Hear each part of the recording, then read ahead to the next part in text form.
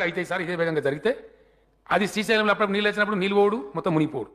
మళ్ళీ దాన్ని అంతా క్లియర్ చేసుడు అధ్యక్ష దీన్ని తవ్వే పద్ధతి ఏంటంటే టైగర్ వ్యాలీ కదా అధ్యక్ష అని అడుగు మానవ సంచారం పోవద్దు పోతే అబ్జెక్షన్ దాని మీద ఎవరో పోతారు మళ్ళీ వీళ్ళే పంపిస్తారు పోయి కోర్టులో వేస్తారు మన పర్యావరణ సంఘాలు వస్తాయి ఇది పర్యావరణ వ్యతిరేకమని మళ్ళీ చేస్తారు ఒక షాఫ్ట్ పెట్టుకొని కనీసం గాలి వచ్చినట్టు చేసుకుందాం టన్నల్లోకి వెళ్తురు వచ్చేటట్టు చేసుకుందాం అంటే కూడా వీళ్ళు లేకుండా పెట్టిండ్రు ఇక్కడి నుంచి గాలి పంపి చేస్తూ ఉంటారు అధ్యక్ష ఈ ఎండ్ నుంచి గాలి పంపి చేస్తూ ఉంటారు ఆ గాలి పీల్చుకుంటూ ఆ టీబీఎం డ్రైవర్లు టన్నల్ తవ్వాలి అధ్యక్ష ఇట్లా పెడతారా అధ్యక్ష నీళ్ళు ఇచ్చే విధానమేనా ఎప్పటి నుంచి వింటున్నాం ఎస్ఎల్బీసీ ఎన్నేందా కంప్లీట్ కావాలా ఇది ఎవల పాపం ఎందుకు తెలంగాణ ప్రజలు శిక్ష అనుభవించాలి ఇది పరిస్థితి అధ్యక్ష ఇది అధ్యక్ష ఇది జరిగేటప్పుడు ఏమైందంటే ఆ బోర్డు చేసుకుంటూ వెనక లైనింగ్ చేసుకుంటూ పోతుంది అధ్యక్ష కాబట్టి దానికి లాగేద్దామని కొత్త పద్ధతి పెడదాం లాగలేమిగా లాగానంటే ఆ వెనక చేసిన లైనింగ్ అంతా కూలగొట్టేయాలి మళ్ళీ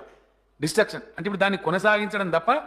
గత్యంతరం లేనటువంటి ఒక భయంకరమైన పరిస్థితిలో కూరుకుపోయిన మరో ప్రాజెక్టు ఎస్ఎల్బీసీ ప్రాజెక్ట్ అధ్యక్ష ఇది దీని పరిస్థితి దీని మీద నేను పర్యావరణ మినిస్టర్ గారిని అడిగినాను మీరు స్పెషల్గా అప్లై చేయండి మధ్యలో 2 షాప్స్ పెట్టుకోవడానికి అవకాశం ఇస్తామని చెప్పినారు ఆ ప్రయత్నం కొనసాగుతూ ఉంది అధ్యక్ష